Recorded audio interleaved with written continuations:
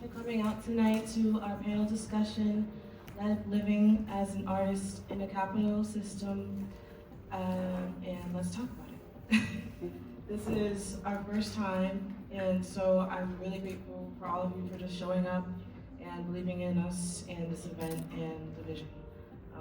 My name is Leiyana. I'm one of the co-organizers with my friend Atlás, and to begin, I just really wanted to start with a breath. I just need to take a deep breath, and I want you to take one with me, please. So just relax, unclench your jaw, rest your shoulders, and breathe in. And release. And just one more, please. Breathe in. And out. It's been a really long week, but I'm really glad we're here, and again, just wanted to say thank you. I wanted to start just by starting with gratitude and saying thank you to everyone who made this possible. Thank you, first of all, to PPL, and specifically Sophia Ellis. Thank you for all of your support in making this happen. We couldn't have done it without you. You're really amazing at what you do, and I appreciate you so much. Thank you to everyone for just showing up, again, for coming and just believing in what we kind of just imagined. It isn't easy to do anything for the first time. There's always going to be obstacles and things and challenges that you just never expected. And it's a really just great learning process, honestly, because we had so much support in every corner, personally and professionally. Everyone on this panel really is just a great friend. And I want to thank each of the panelists. Thank you so much for being here and for believing in us and supporting us, again, personally and professionally. I trust you so much, and I really love you and just value the space that you have in my life. And I couldn't do half of what I do without any of you. Thank you to Atlás for being my collaborator. Thank you for showing up for me in ways I didn't even know I needed to be able to do this kind of work. You're truly just a really caring person, and I think that is what I love most about you and why I love to work with you. You really just care. Thank you, Ryan, for being our moderator. I love everything about you, but I love especially your voice. You're so inspiring to me and everyone in your life, and I just am so grateful for you for believing in us too and supporting us and bringing us together. Honestly, we wouldn't have been friends without you. And to everyone who made it happen, Hota, thank you so much for helping me with the set design. We've been thrifting for weeks, getting everything for this set, and it came out so beautiful. Thank you so much. Thank you to Patty and Anthem for helping me set up and just greet people. It's the little things, really, and I just, again, couldn't do it without you. To my partner, Brandon, thank you for everything, man. For the long night talks and just helping me just, prepare mentally for all of this. I couldn't do it without my partner. And to Trinity and Ta, thank you so much for documenting this event.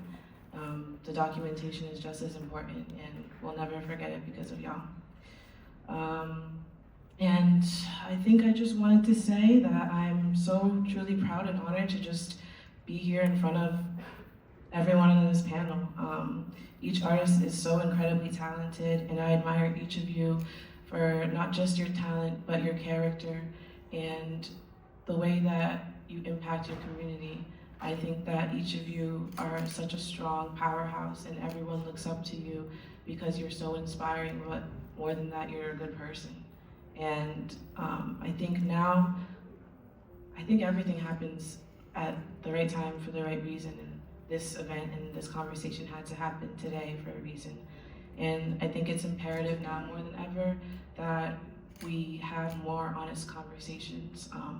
And I want y'all to know that this isn't like the, traditional panel discussion that you've been to before. I really want it to be interactive so that you're engaging with the panel as they're speaking and not just afterwards. I want you to really just interact and have a conversation collectively. And I hope that through our conversation, and one conversation at a time, we grow closer as a community and really create the world we wish to see. And, you know, we've been feeling it more. This month has been really trying and really, really tough because of, you know, being under Trump's administration again, and living under a capitalist society affects us in every way.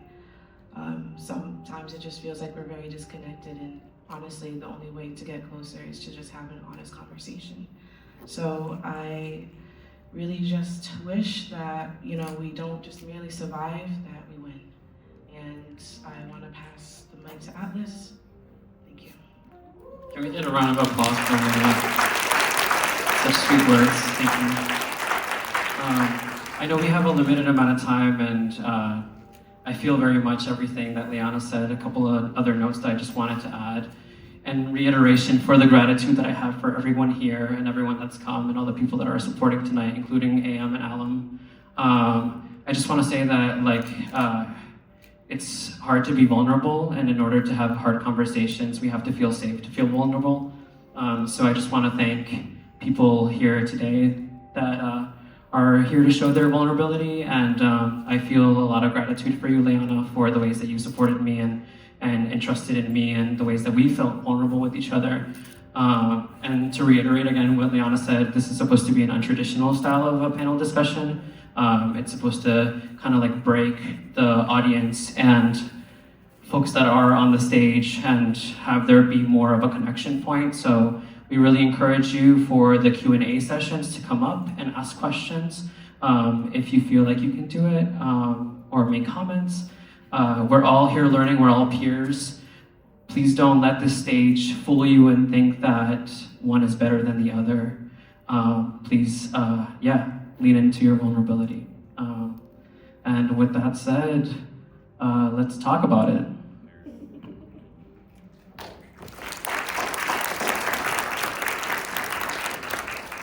Hello, everyone. Thank you so much for being here.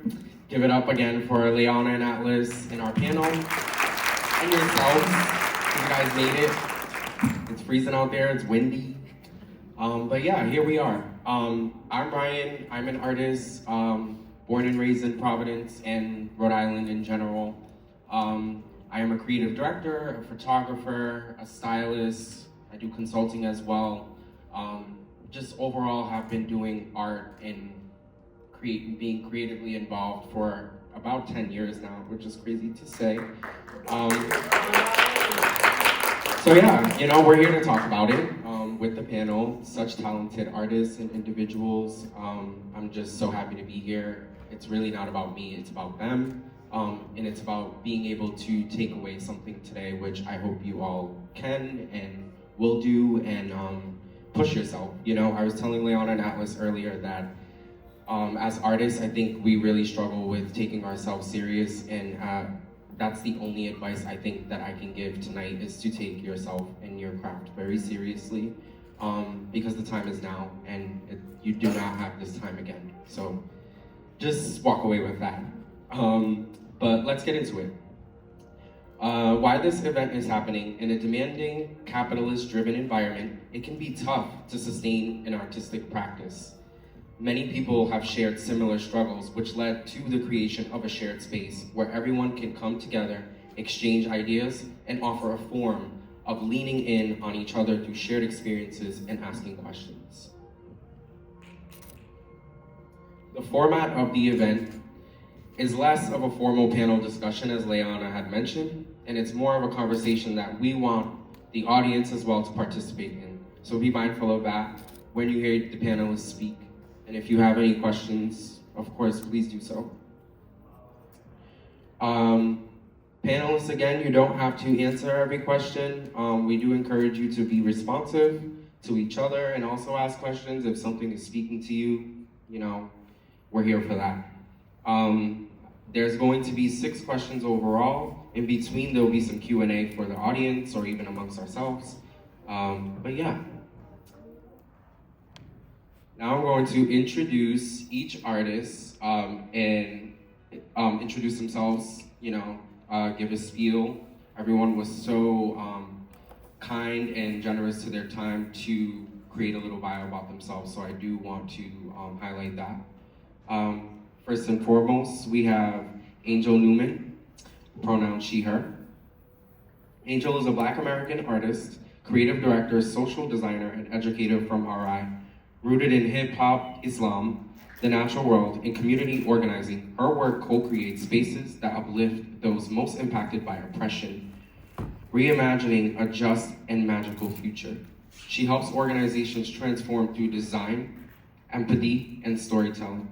Angel is co-executive and youth program director at AS220, teaches art and social justice at local colleges, and facilitates anti-racism training with the People's Institute for Survival and beyond. Recently appointed to the PPSD School Board, she advocates for students and families. Thank you, Angel.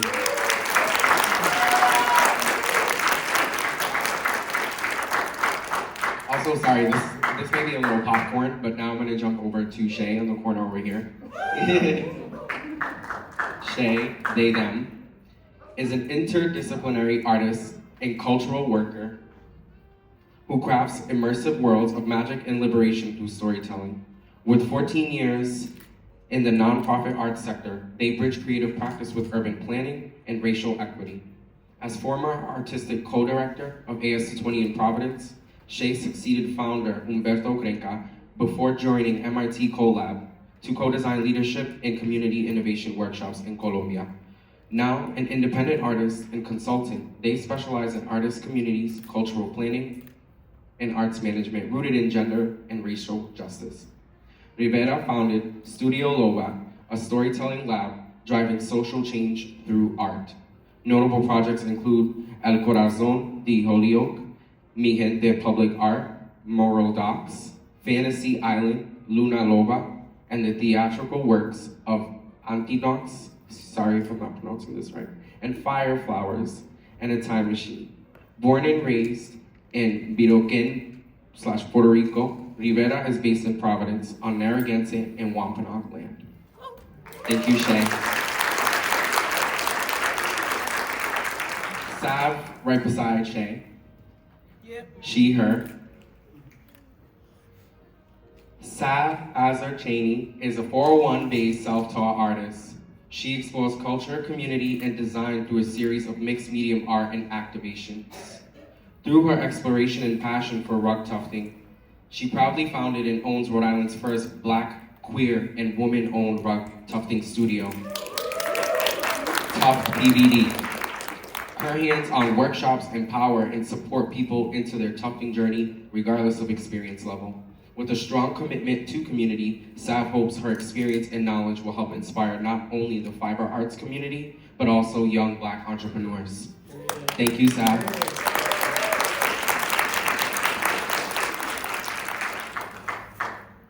Lily Many Colors, being human overall. Lily Many Colors is a mother, youth, arts educator, mixed media artist, and founder of Auntie's House, a community art studio in Providence, Rhode Island. Thank you, Lily.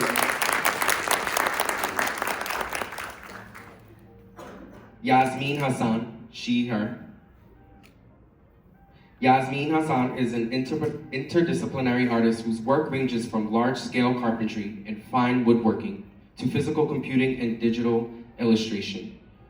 Through these diverse media, she is interested in uncovering forgotten histories, empowering marginalized people to reshape their own environments, and collaboratively, creating for us, by us, spaces and initiatives where Black and brown youth are able to thrive while still being themselves. Yasmin has logged nearly as many hours working in the woodshop as she has spent thinking about her family in Sudan this past year. She believes that Palestine will be free in our lifetime. Thank you, Yasmin. Cici Rosso, she, they, is a Dominican-American mixed media artist, designer, cultural storyteller, and community builder dedicated to expanding narratives from healing, memory, and liberation. Cici draws from her family history and liberatory-based practices to reshape identity and space through collage, printmaking, and soundscapes. Their visual narratives seek to decolonize family histories and dismantle systems of environmental and social injustice impacting communities of color in Providence. Driven by a firm belief in the power of creating expression for social change, CC continues to advocate for authentic representation, equity, and community healing across arts and culture spaces. Thank you, CC.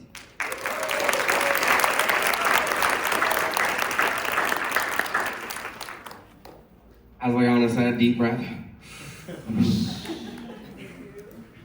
Yeah, you guys are really doing great work, genuinely. That was really amazing to read each and every one of your bios. So the intro question is, what is capitalism to you? You know, whether or not capitalism is something that's just, you know, it's been a part of us since day one, past, present, and future.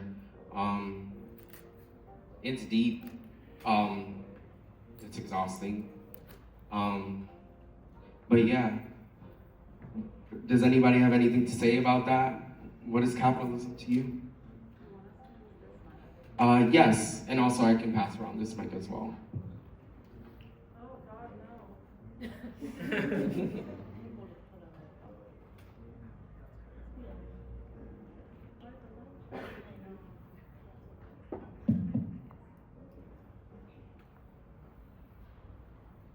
Anyone?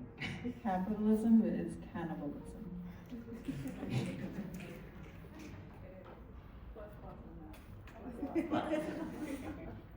Hi everyone, peace.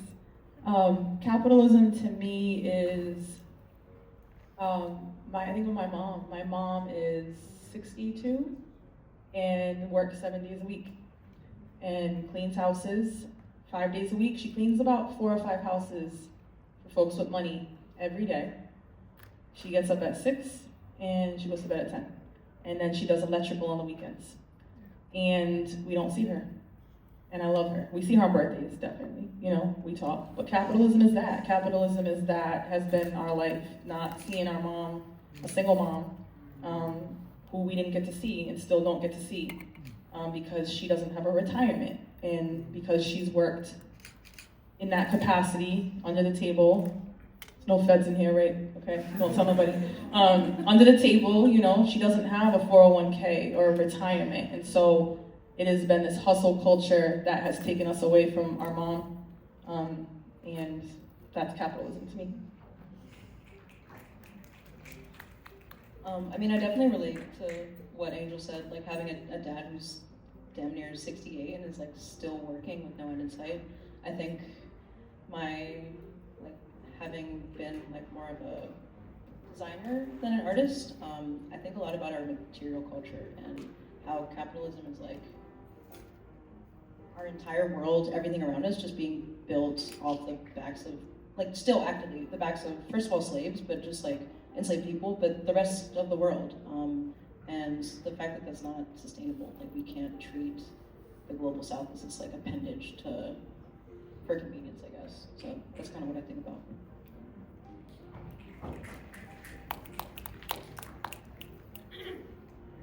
When I say capitalism is cannibalism, I mean it literally.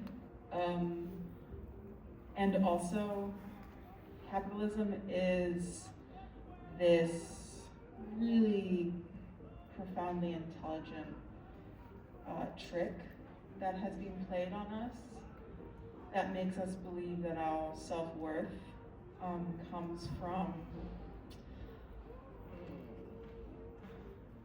owning things, owning each other, that our self-worth is outside of us, that our self-worth isn't kinship-based, isn't love-based, isn't care-based. Yeah, I think they were able to make that lie happen because they tricked us into believing our self-worth is external. And it's literally the eating of people. And like not in the way that I talk about I want to eat people. Just clarifying that it's not cannibalism if you're not human.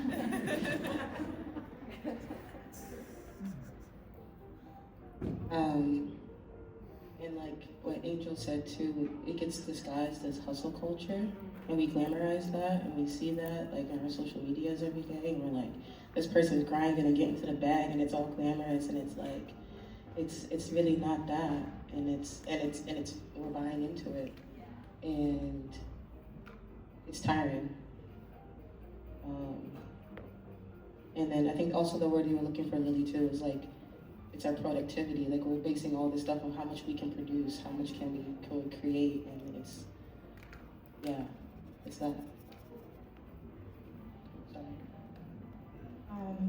I guess this is just like also like an opportunity for me to just like, I guess, be honest too. I think sometimes it's easy to just like, I guess like run in front of people, like if you're not grinding or like if you really don't have it necessarily as easy. Like, I think a lot of my friends kind of would joke around with me because I always had like 4 or 5 jobs at the same time just to pay my rent, like not just to survive, honestly. And I feel like that doesn't get talked about enough. I think it's just so easy to be like, you know, like this just comes easy, and it doesn't. And I think it's something that personally I feel like I've struggled a lot with, because it was always hard for me to work all these jobs and also still try to like keep my creative practice alive, and that's like the thing that keeps me alive. Just kind of feeling like a lot of times that just feels really isolating because nobody really talks about that, and just like being broke is hard, guys. And that's capitalism too, and like it just kind of keeps us in this like, I'm really bad at sayings. What is the thing with the, like a hamster wheel, like we're chasing after this thing that doesn't exist, and but yeah, that's what capitalism means to me.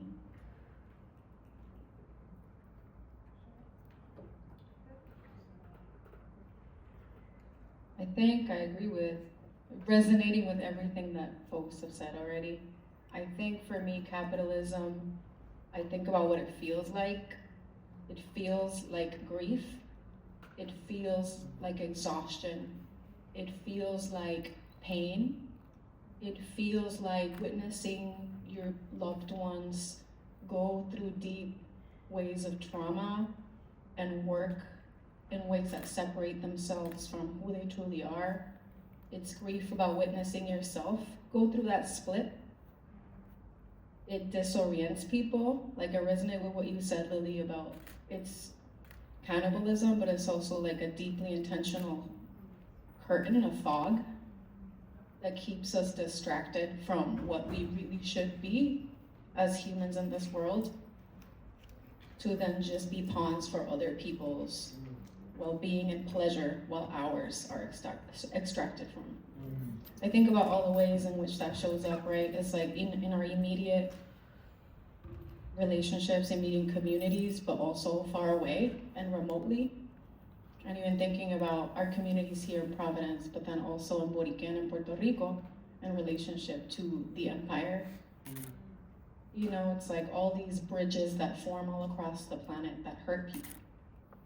So it feels to me like grief, it shows up like a web, and that's what I wanted to share. Man, thank you so much, everyone. I feel like everybody had something to say. And again, you know, especially in late stage capitalism, like the depths of bending and morphing and conforming really is like just so messed up. I think by the end of every day or any moment to debrief, I think a lot of us are like, what is happening, you know, or who am I? It is very tough. It's very deep. So thank you so much, you guys, for contributing to that. I just want to check in with the audience. Can you hear us okay? All is well? Cool. Thank you, you guys. Sweet.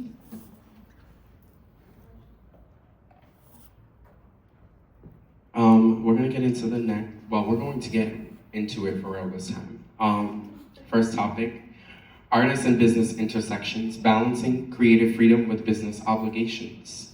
How do you know when to compromise your creative freedom from the obligations your financial needs demand? That's one question. How do you know when to compromise your creative freedom from the obligations your financial needs demand? That's one question. The next question is, when did you notice your art having to turn into a business for you to continue your growth as an artist? And how did that change your relationship to your work? Now, you don't have to answer any of them. You don't have to answer both of them. You can answer whatever ones speak to you. But yeah.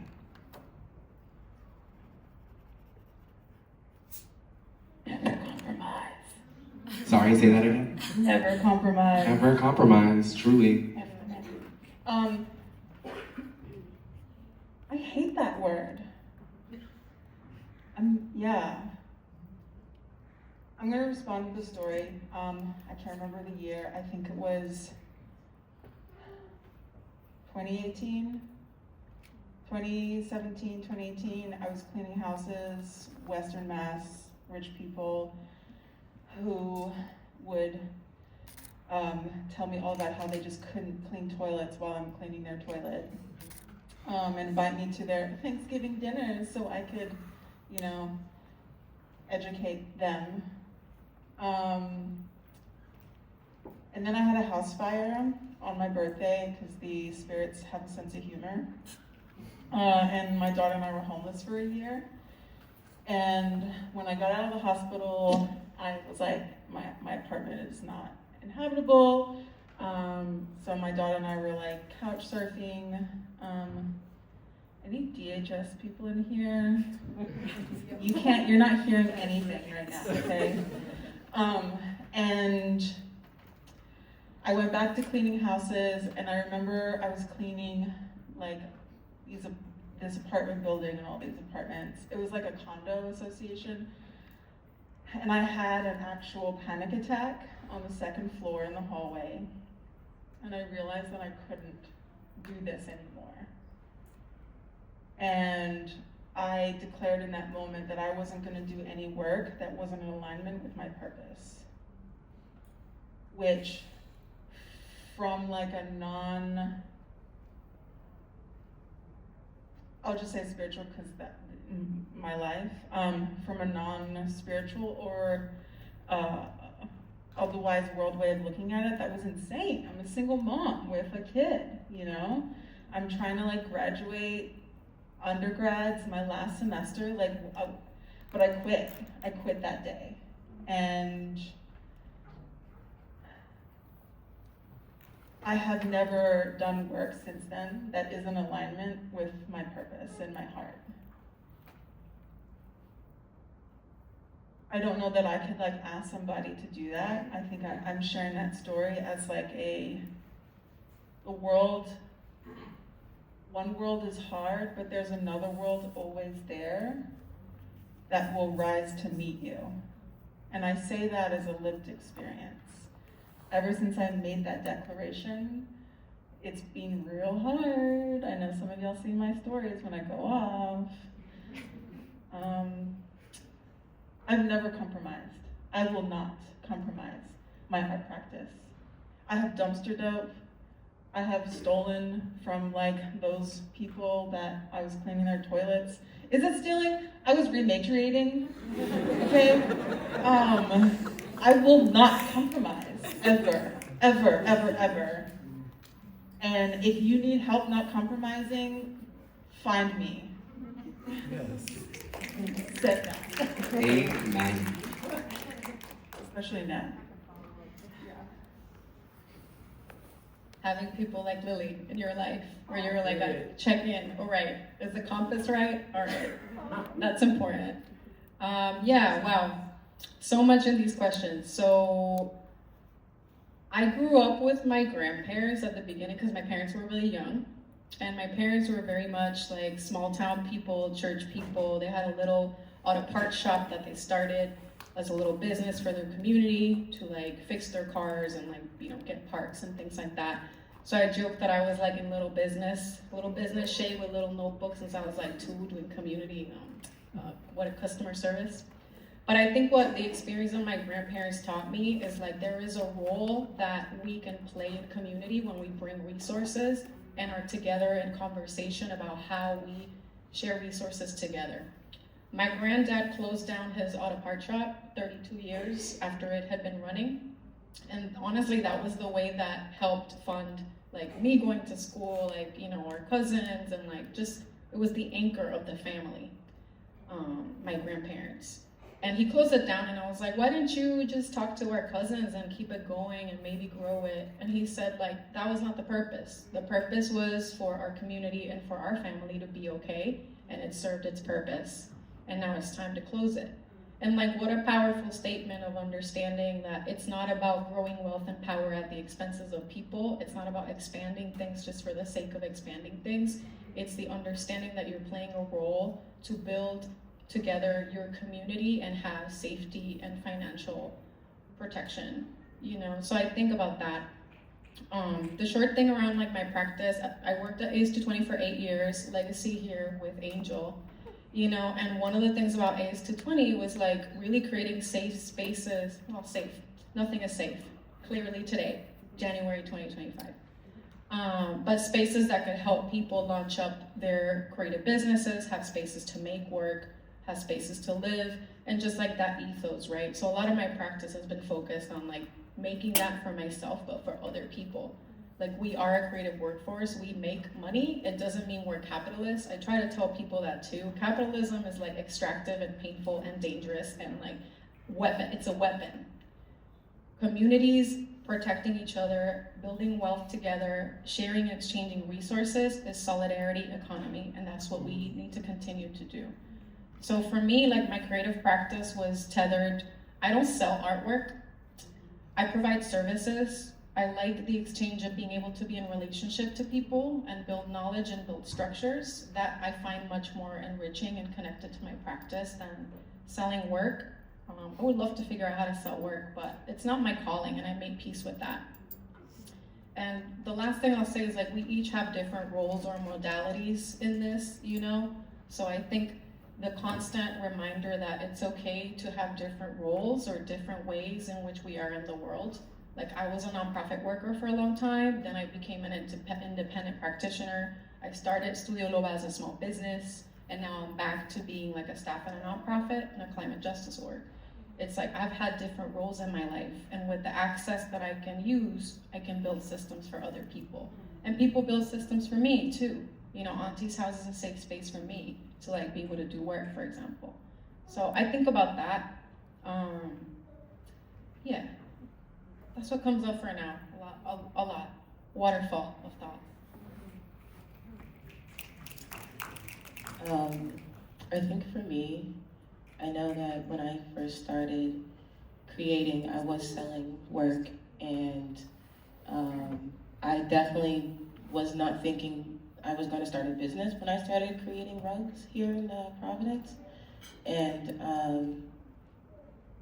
I think one of the first things that comes to my mind when you ask that question was like, you really got to think about like what it is you want to do with your art and with your craft. Like, y'all, not everything has to be an LLC, I promise you. Because you got to understand like whether or not you use that LLC, you still got to pay the taxes on that LLC. And so if you are not generating the revenue to cover like just that simple part, you just got to make sure that it makes sense for you. What I do, rug tufting, it's not the most like pop-up friendly thing to do. So having a space creates an overhead that I had to take on because I can't travel and do what I do. And so, yeah, turning tufting into a business has been the challenge because I love tufting. I love doing what I do and creating what I'm doing to create other people around me. Is the challenge. That has been the game, y'all. And so use your resources. I am not a traditionally trained artist. I haven't taken an art class since high school, and there's not a business bone in my body. And so spaces like Biz Bodega are spaces that I frequently visited and used and really helped start me and Tough PVD. So I just highly encourage you guys to research what sort of small business resources are around here, because you can just walk into those places and be like, I have an idea. And these people will be so honest with you, like, okay, you want to start this, and it could look like this, and that, and those people will be real with you about that. And so, excuse me. So, yeah, start there, and then think about the why, like what it is that you want to do. Is this something that you want to turn into income? And then you got to start that battle of like, I'm learning that like that comes with seasons. I'm having seasons where all I'm doing is creating work, and I love that for me. But over the last year, like all I've been doing is working and teaching and educating and instructing, and so it's really taken away from my personal practice, and that almost defeats the purpose, because I started this because I love tufting and I just wanted to be able to continue tufting, and I'm not getting a lot of that time right now. But yeah, just understanding that stuff comes in seasons and cycles, and just like preparing yourself for that mind frame. Yeah. Thank you so much. We do have to transition into the next section, but I do want to create space for Q&A if anybody has any questions.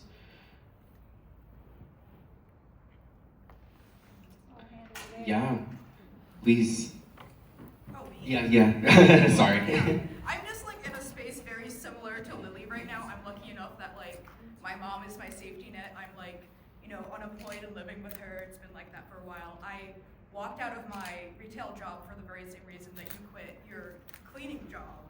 And I didn't have a question. I'm just like, oh shit. You're just like me for real. But I'm learning like to prioritize myself and my craft and like the way that I function. I guess like how do you like the cost of living is like exponentially rising. It's like the scariest thing right now, and I like am struggling to find out. I'm struggling to find my work without compromise. Is what I guess I'm trying to say. So, I don't have parents, and most of my family are now ancestors.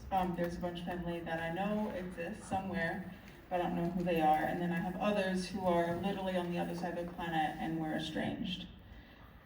So when I made that decision, it was me on my own with strangers. I had to like rely on strangers and their kindness. And there was a few times where I realized their kindness came with a price, and I had to get good if I was willing to pay it or not. So I think you have to get really clear on what you're willing to put up with, what you're willing to pay. I'm sorry, this is my kid. 1 second. Hi, babe. I'm literally in the middle of talking. It's okay. Are you okay? Can you melt something? Oh, sure. Like how?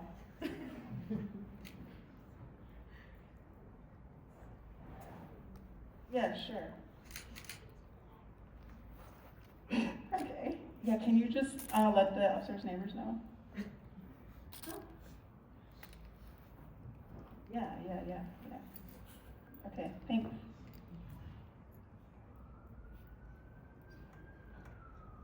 Yes, totally. Yeah. Okay, thanks. Love you. Bye. She's melting crayons.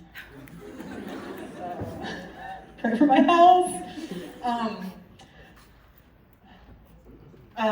So in the seasons, right? Don't look at seasons as compromise. I mean, you can, but everything has an ebb and flow. And those strangers, they housed Lyra and I. Some of them were not great, but the greatest resource, as somebody who doesn't have like blood family, I know that the greatest resources is kinship that we make. So I think that's like a really important thing, is building relationships with people. Yeah, it's kind of the crayons kind of threw me off.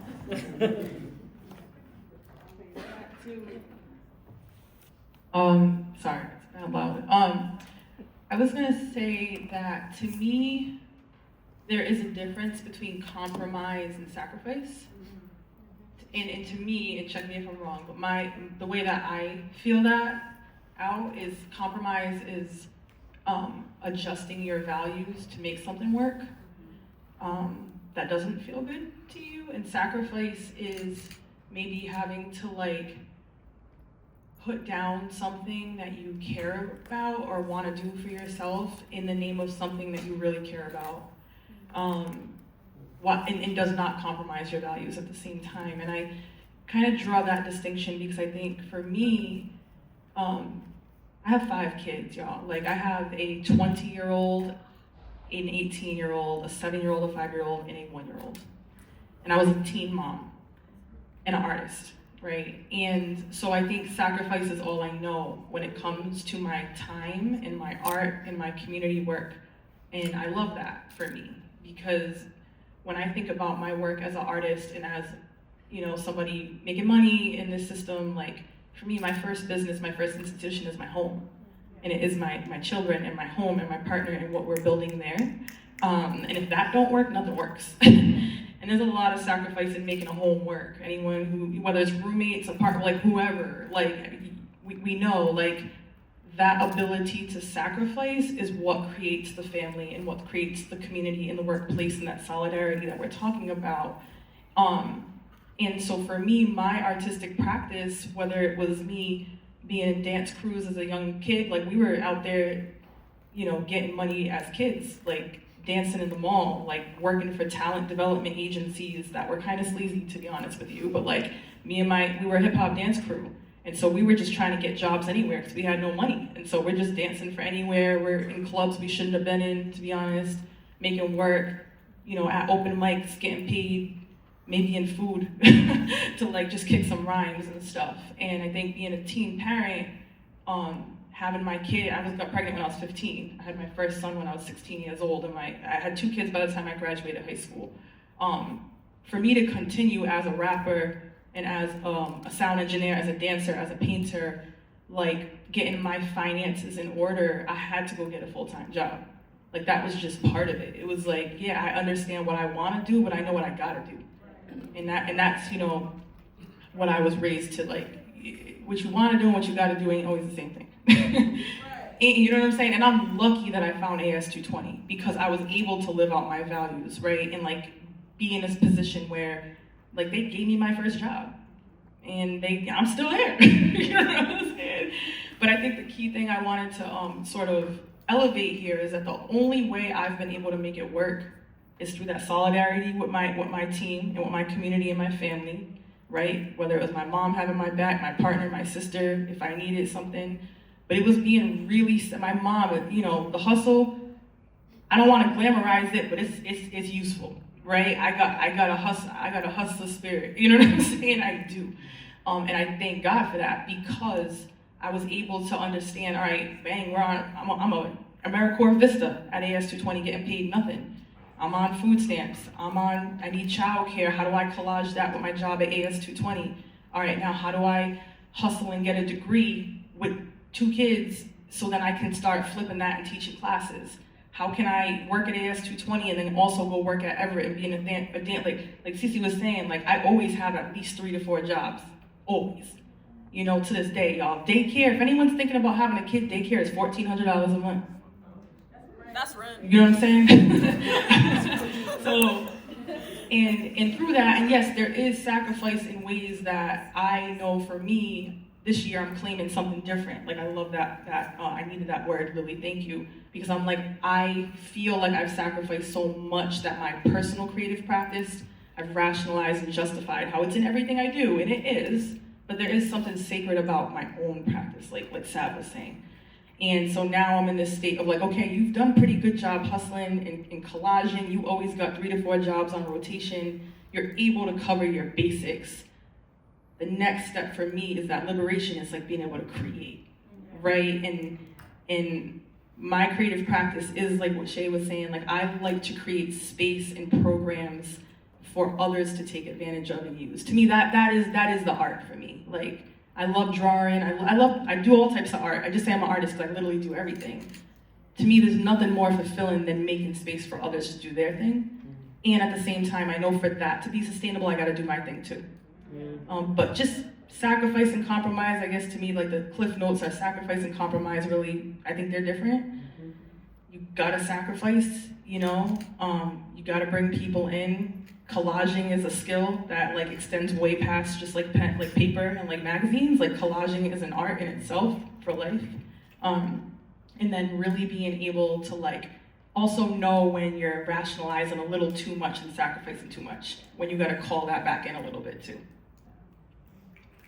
Thank you so much. All right, we're gonna move on to the next topic. There are a few questions. I think there's a little bit more in this section, but again, I want you to be mindful of which one speaks to you the most. Of course, we are more than willing and able to talk and elaborate as much as we need to, but we do need to be mindful of our time. Working with friends, the dynamic of collaboration within creative business, how? Just that term alone, working with friends, you're like, I'm pretty sure everybody has some tea or they have like some sort of experience, so to say. But I'm just gonna get into it. So some of those questions within this category are, what are some of the benefits of working with your friends? How do you approach / navigate doing business with friends and separating your personal and professional lives? Which is very important. How does community and connection play a role into your goals as an artist? How does capitalism encourage competition between artists? And how do you see that playing a bigger role in community building? How has boundary setting looked like or not in collaborations with friends? What are some tough conversations you face when working with friends? What's been one of the hardest but most meaningful experiences you've had from working with friends? Think about that. I got tons of stories. Let me see. I think to keep building on what you already also dropped in the room, Angel, which did make me think of how much we give and boundaries. And that like, we're all in journeys getting to know exactly like the things we do and the impacts we have in the world. We don't just show up knowing. So it's like, it's okay, I'm gonna just like come back to something I wanted to say. When you are off building your creative business or just on your journey being an artist and figuring out what kind of work you want to do, what you want to monetize, all these things, it's also okay to experiment and try different things and see what works and be compassionate with yourself. When I started Studio Loba in 2020, and then it was just a sole proprietor. Then later I did the LLC, which 100%, you don't have to be an LLC. All these entities, they're just tools. Don't let that drown you. A nonprofit is a tool, an LLC is a tool. You can literally have those or nothing. It doesn't matter. It's what you need. But when I started Studio Loba, I gave myself a whole year. I'm gonna try out all these things that I think I'm good at and then see what worked out well and what didn't work out well, and then reconfigure. So I just wanted to offer that because we're artists, we're experimenters, and like we can give ourselves that grace to try different things out to see where we can make money and it feels good to us and our bodies. In terms of friends, it's like I love working with friends. At AS220, I worked with friends. I developed friendships. Outside of AS220 in my independent practice, I love being able to build systems that get us money. Like I want to give myself money, but I want to get my community paid. And there are ways I'm like, I have this skill, I'm able to navigate these things to access resources, let's get people paid. So, I think boundaries are like something you said, Sav, around like being clear what you want from your artwork. I think that also for me shows up in like the collaborations. A lot of us say collaboration this, collaboration that. We do not know how to collaborate. Every collaboration is unique and different, and we have to sit down and like create consent. I'm even thinking about friends that I've had for 15 years. It's like, let's get to know each other again, because I'm not gonna take for granted that I've known you for 15 years. You're a new person now. So it's like in every project having clarity with folks of like what they bring, how they show up, and also yourself being a safe person and knowing where you're landing on this. I've had so many conversations with folks, you know, it's uncomfortable to lead. It's uncomfortable to be the one making hard decisions, but you have to do that, you know? And if it's a project where you're the director and people are expecting you to give them guidance, be the director, yo. Like, give people lead and it's okay. Now, if it's a collaborative horizontal structure, then you build that together. But just that clarity, because it also sucks when you decide to have a project and people are looking to you for direction and then you just like opt not to because you feel uncomfortable and then the project fails. And I think we can get our communities paid. I have 10 to 15 year relationships with artists here. So if I get a project, I'm like, I know these are 5 people, they're gonna be perfect for this project. Let's hit them up and see if they're available. So you're like, to me, building relationships with people over time is super important. One time I made a mistake to follow someone else's, like, they asked me to include somebody that I didn't know. And like, I did it, it was cool, but like, it was not good actually, because this person told me that they were gonna do something and they did something different and it affected an elder in the space that I was holding and it affected a relationship. But I had an honest conversation with the artist, you know, you're getting to know people when you do work with them. But I think being clear about what the project is, what your own role is, and who are you bringing into the project for what. And I also think this is something I've developed over time around compensation. You know, I've learned to really try to think about that in different ways. Like, we get people paid. At this point in my life, I'm okay if sometimes the work is not perfect and not fully finished, but people can still get paid because we deserve grace. Like, I've had projects with artists haven't been able to show up because they were ill or taking care of a loved one. You're still getting paid. I think there's an ethics of how you want to handle those relationships and those partnerships. So that's what comes up for me. But just deep clarity, you know, and like conversation with people. And then when things aren't working out, how can repair happen? And then giving each other the agency of being able to continue to be in relationship or not. You know, I think a collaboration is like, we're in relationship to each other. And we have to be able to sit down and be like, hey, you know, this didn't work. What happened? Can we shift it?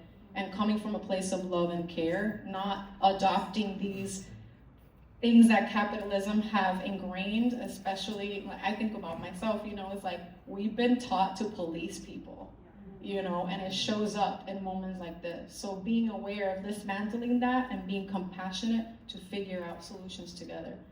So ultimately, it's like, if I got a grant from Brown, that money is not mine, it's from Brown, and it belongs to the community, you know? So it's like, that's how I navigate it, clarity of roles and compassion, and being able to like have full conversations when things need to shift, and being flexible, yeah.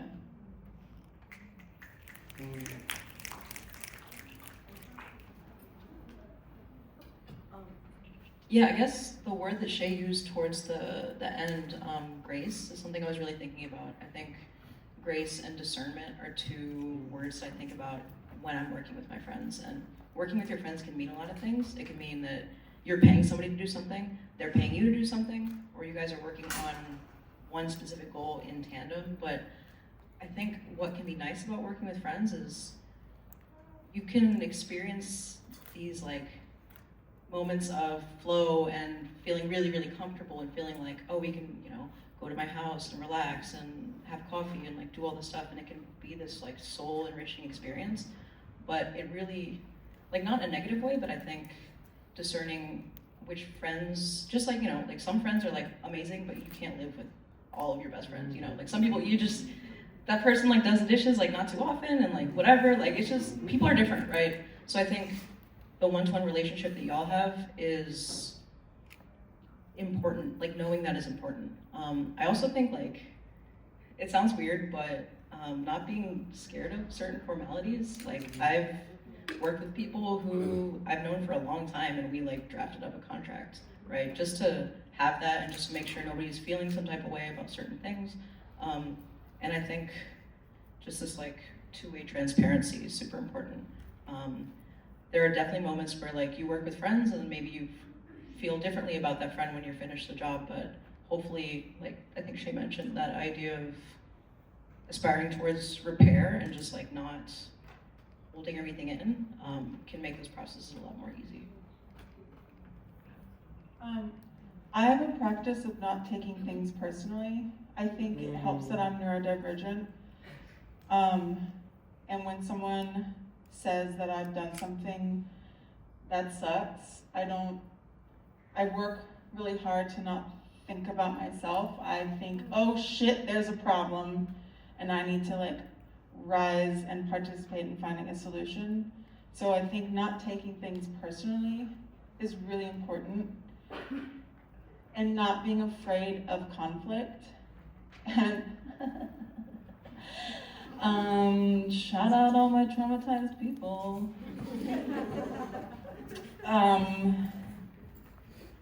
Part of like this capitalist, hetero, cisgendered, patriarchal, white supremacy culture is that when you do something wrong, it means you are wrong. Shame and annihilation will follow. And that's a lie. It's a lie. I mean, that's like their protocol, but it's the lie, right? You do something, what does Bob Ross say about mistakes? Happy accidents. Yeah, happy accident, like doing something wrong. Trying to approach problems and confrontations, not as like, oh my God, we're about to like not die, be annihilated, exiled, right? Cut from our life sources. So I just wanted to add that those are like my practices. Also, I'm so lonely. I was in an art making practice by myself. Well, Lyra was there, but she was like small. She was younger. But I made alone for so long. And the last few years, I get to work with people, and I'm so jazzed about it. Please come to Auntie's house. Tell me your ideas. I love being in service and support of people making things happen. Not lonely anymore. One tiny little thing too around boundaries. Just one little thing. You know, another thing I've learned is like noticing what kind of friendships you want to have. At some point, I've had friendships then become only work, and every time we get together is like only work and advising and like things like that. And then I literally had to recalibrate some of them and being like, oh, you know, I really just want to be your friend. I really just want to hang out. So can we just, if you need advising or you want to work on a project together, let's just set a date to do that intentionally. And then like the rest of the time, we could just be human. So I think understanding those spaces where we're like actively working together on projects versus building our humanity outside of that is super important, because it does create resentment. And it also creates just like confusion, you know, real confusion. And if conflicts come up, then that relational confusion isn't present in the room, where people can take things personal and things like that. But like always checking in on like having a space, let's collaborate, let's do advising, let's do a thing together, but then also, you know, where are the boundaries of, you know, we're human here and then we're working together here. That was the one thing. Thank you so much. I feel like I was gonna ask like a follow-up question, you know, be like, did it ever go left for anyone, you know? Like, did it really not work out? But I think, Shay, you kind of touched base on that a little bit, and like coming to realization and having these types of friendships that only become work. I think that's one of the many examples of how kind of immersing friendship with business, you know, can kind of like end up one way and then completely go in a different direction. So, yeah, that's endless. Does anybody have questions on this category before we move on? If you raise your hand, I'll bring the mic to you. Thank you, Lei.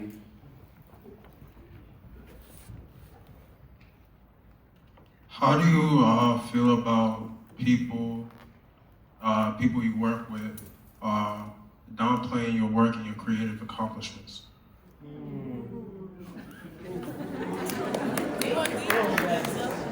Like work with at a job, or like work with like not outside of a job? I don't know.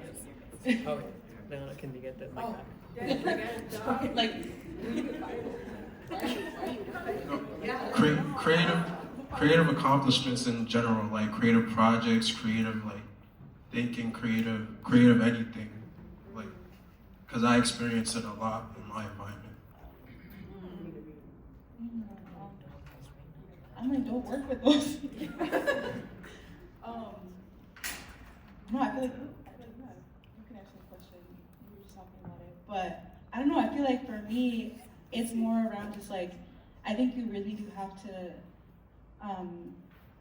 I guess it echoes something that Shay said, like really reevaluate those relationships that you have with those people, and like is that the relationship that you want to have? You know, I don't know.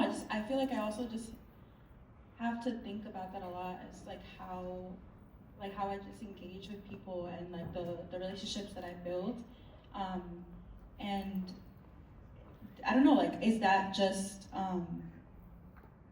is that what you want around you? You know, like is that what's gonna continue to fuel you? I don't know if anybody wants to add to that. I have a question. Is the situation where you're experiencing you can't, like there's not other people to work with? Because I know Providence is tiny. It's a New York borough. Okay, it's tiny. I looked up the population. We're a cute little. I'm so sorry. I'm so sorry. We could talk. You could tell me later.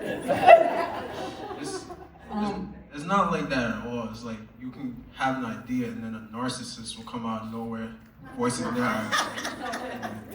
Yeah. Yeah, okay, so there's holy water, there's sage, there's other kinds of contraptions you can make. Yeah, church. What's up, Dennis? I'm gonna try to answer that question in the way, it's a great question. Because especially I'll just say in hip hop, I think in everything, but hip hop, you know, the haters is ridiculous and crazy, you know what I mean? Like, right? You talk about haters, right? We're talking about people hating on your work, your style, just like who you are, your approach to how you do it. And you know, when people hate, oftentimes they're not just hating directly, it's just a little like, just negativity, like creating resistance, maybe kind of over questioning or policing what you're doing. Like I think like as kids, this is the thing I love about kids, they're just like rude on purpose. Like they're just like honest. I love kids. Not teenagers, but like kids, my own kids are rude on purpose. Let me speak about me. And I love that. The other day they were roasting my eyebrows. I was like, don't you gotta go to bed? Like, why are you being so honest? I'm just done. What do you mean? Hating. But I think like as we grow older, we learn how to be more manipulative with our shade, you know what I mean? And like it turns down to not that I don't like that, it's like I don't like how you did it type vibe, right? And what I would say then back to like what Sissy was saying, I think first of all, you can't control nobody but you. And I can't control no one but me. And that's my starting point with everything. It's like I gotta build up my own will, my old spiritual will, my old creative will to know that I am dope. You know what I mean? And also that I'm learning. But like, if I know that I'm learning, I'm not perfect and I'm dope, it's like Tim repellent. I'm like, it's gonna bounce off me, like, like really.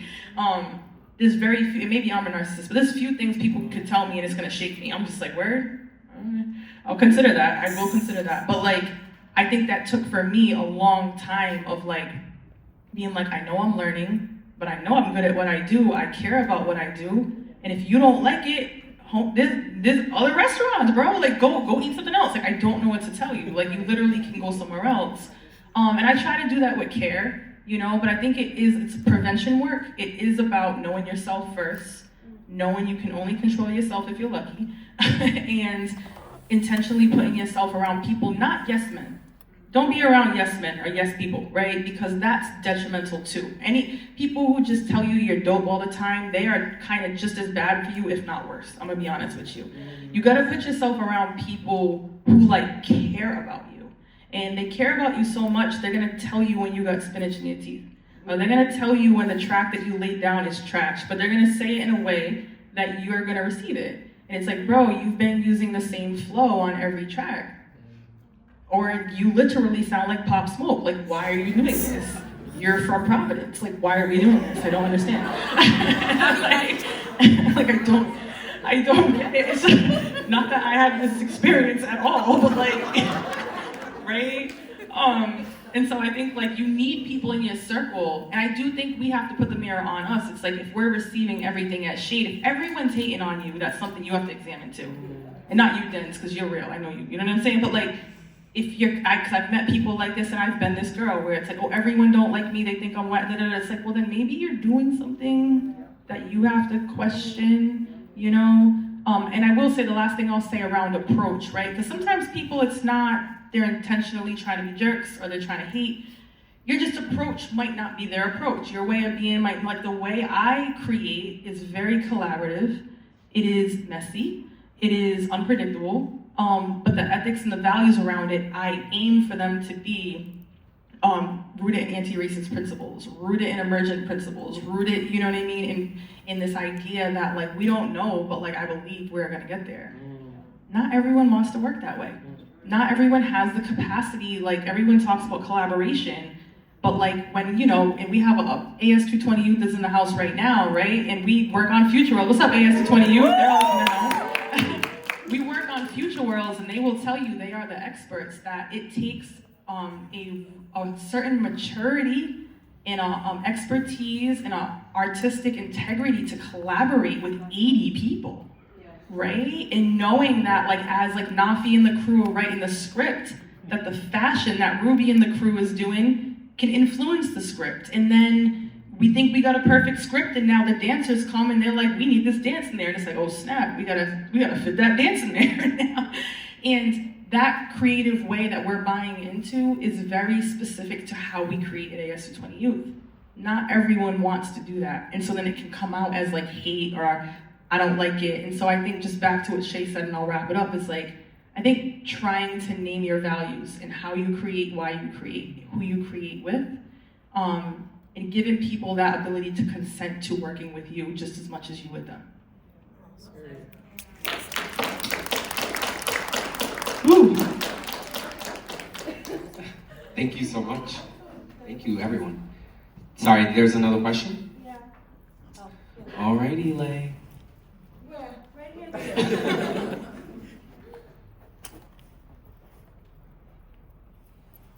Hi everyone, and hi Denzel. You're great, don't believe anybody else. Shout out to everybody on the panel. Not easy being up there, not easy being you. I'm an educator that decided to have enough spiritual audacity to skate over to the artist world. I didn't ask for permission, I didn't ask for forgiveness, I didn't ask for anything. I'm wondering, and I'm a little bit older than everything. This is ancestors' graces, right? But wanting to know, what is your anchor? For me, it's my spirituality, it's my faith. It can't just be the art all the time, you'll turn into a narcissist. So I'm wondering, for the young people in this room, reflecting to them, what are those things that anchor you? What are those things that keep you? And how do you conceive this being bigger than you?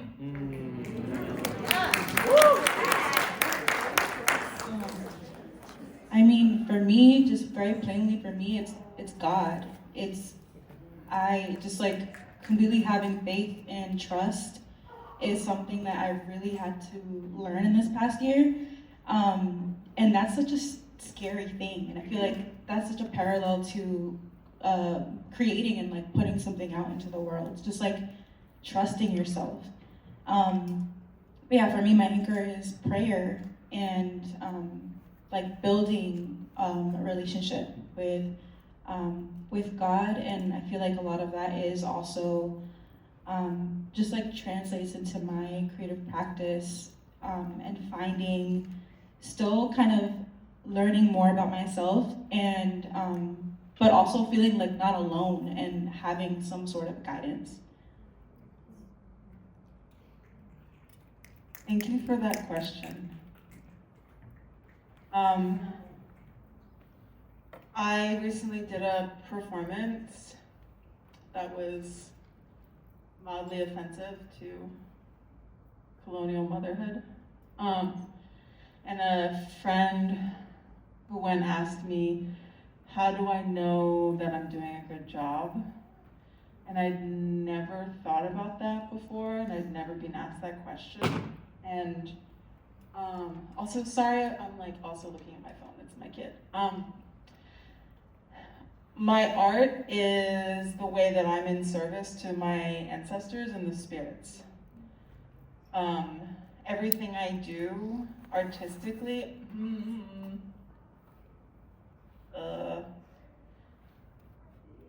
yeah, with like, I don't know, momentary exceptions when I need to collage about my mental health. But all my art is because they are like, you need to do this now. And so it comes with this, I'm just I'm trying to think of the English words, please forgive me. In my culture, one of the terms is called the hollow bone, like the artist is the apparatus through which what is needed comes into this reality. And what I do is for, hopefully, the benefit of anyone who comes into contact with it. And sometimes I just need to make art because I need to make something cute, right? So I think the baseline is I'm doing what I'm told. And that's how I know I'm doing a good job, is that I'm doing what I'm told, and when things are aligning, I know that they are pleased with what I'm doing. That can feel like a lot of pressure. Pressure is useful, especially right now. Pressure is not oppression. They're different, but pressure is useful. Lobsters. So in my culture, we like learn how to exist by observing other beings because the animals know how to exist here better than we do. Lobsters, they have to shed their shell to regrow another one. And the only way they can actually shed their shell is they have to get to a stress index point. They have to be so squished before a chemical will activate, and then they go under a rock and shed their shell. So that pressure is needed for their evolution. Yeah. Let's lobster, y'all. Okay. There's one more question. Sorry, I'll elevate. So I work with a lot of youth who are multidisciplinary artists. All right, so I work with a lot of youth who are multidisciplinary artists like you all. So my question is, how do you guys juggle your mediums? How do you know when to pivot? How do you know when to switch? How do you know when to prioritize one over the other? Or is it just like I just feel it and I just do whatever I want to do type of thing?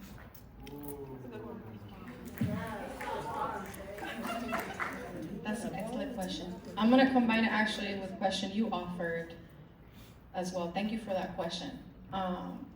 For me, I think for the artist, the journey is to uncover where is your anchor and to constantly reevaluate. And I think that hits back to an integrity question of like where you're malleable or vulnerable in your values, or where you, I don't know, like I go back to Lily's, like not committing, not compromising your integrity is super important. But like for that, you need to have your anchor. And I think for me, my anchor is I do connect with Lily. I do feel my creative practice is like I am called to do certain things, and then if I don't do them, there are consequences. So, it's like I have to create this performance and gather people together to do a thing and have a healing moment of like collectively seeing each other. And if I don't do that, I literally get sick. So there's like a spiritual component and grounding. I have an altar practice. I think my main groundedness is my lineage and my family.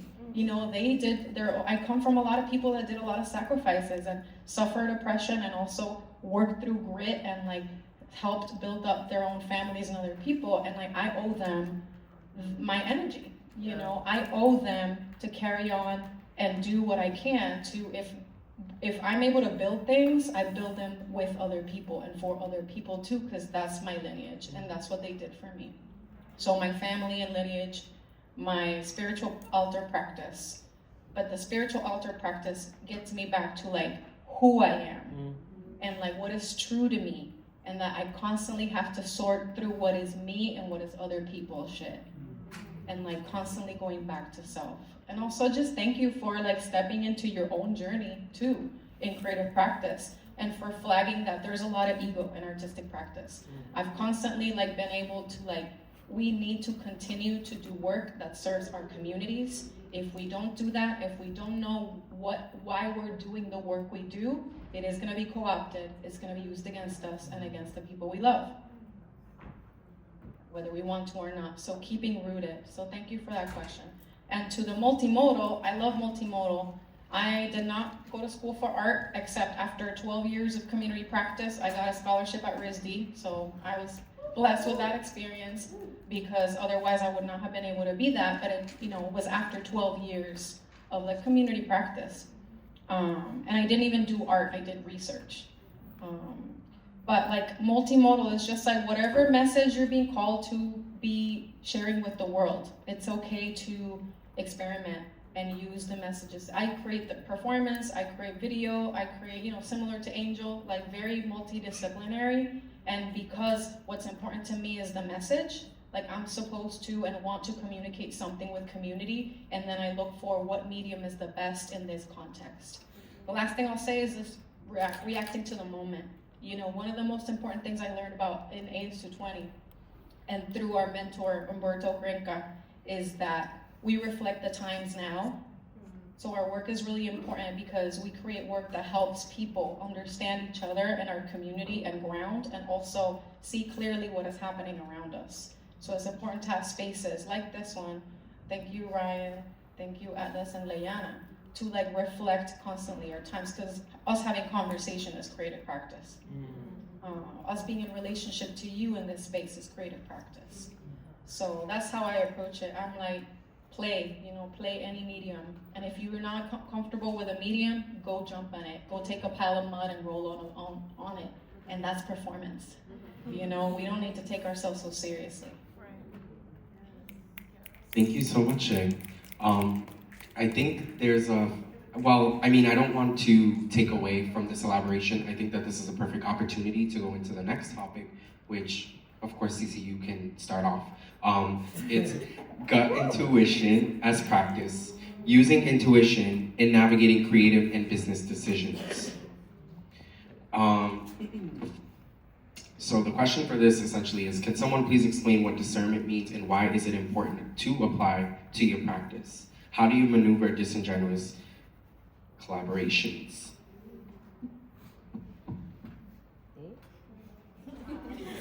Not the face. Which, I'm sorry, you also don't have to, but again, I didn't want to take away from maybe, you know, what you kind of wanted to elaborate on the last part, so. I guess like something that I've also been learning in my creative practice is also like the practice of detachment.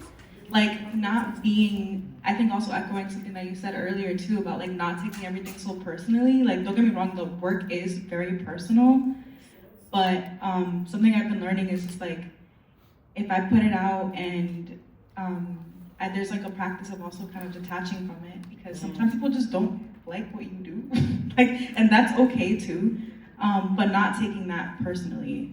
So I've been having to practice, I guess, the art of detachment too in my creative practice.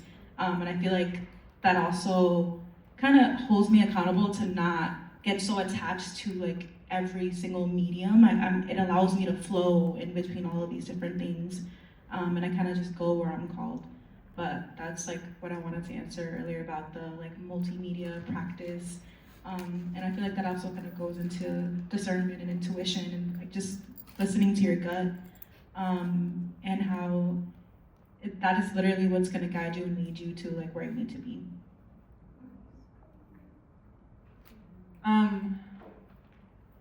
My answer is connecting to both. My bio was really short because I don't want to be perceived, but I am an interdisciplinary artist. I'm gonna get a tail or one of those dino suits and then we're good. I respond to the materials. Materials talk to me. Materials are animate in my practice. And so when I received a piece, I will go to different materials and ask which one of these materials wants to tell this story. So the interdisciplinary part is very much in conversation with materials. And I get to run programs for youth, and the multimedia part, the way I approach that for them is, this is an exercise in building a relationship to your imagination. Multimodal is exercising your imagination, which is extremely important to live. And so that's kind of how I approach the interdisciplinary academic term that's been given to us, multimodal people who really weave. We're like weaving, right? And then the gut, what? Oh my God, like honestly, I can't even wait to come over.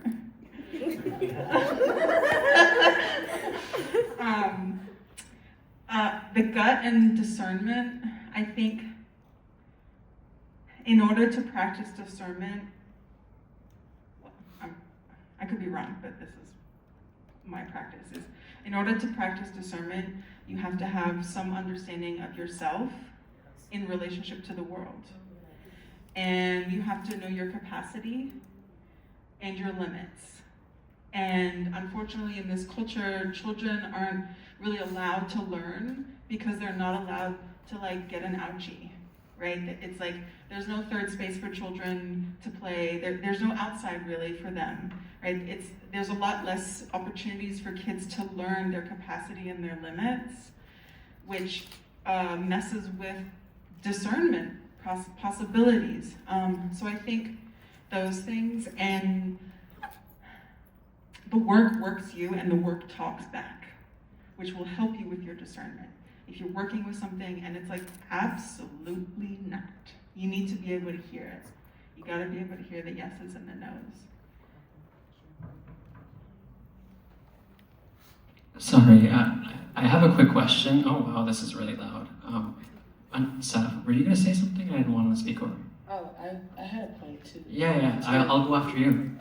Intuition, just that I know that like, in the business game, that has been really my driving force, and I don't really know if it's just like the Aquarius in me, so I live in the clouds, and so sometimes it's really hard to ground myself, but like intuition is everything. And to Sarah's question about what anchors you, and that is like my people and my family, because they're the people that I'm checking in with. Like, am I crazy? Are y'all seeing this? Are you experiencing this the same way that I'm experiencing this? And so when you start having that gut feeling about something, it's not just an intuition, and you really need to like check in and be able to be brave enough to check in on that, and like I said, have the right people around you who you feel safe enough to be able to call into and to help you in that way. So yeah, My main question was, I think that some of us, at least for me being like neurodivergent, it's hard for me to tell the feelings and connecting it back to my body and understanding what's happening. So I'm curious, what does a guttural reaction feel like for y'all? And like, how do you know when your body's telling you that something isn't feeling good?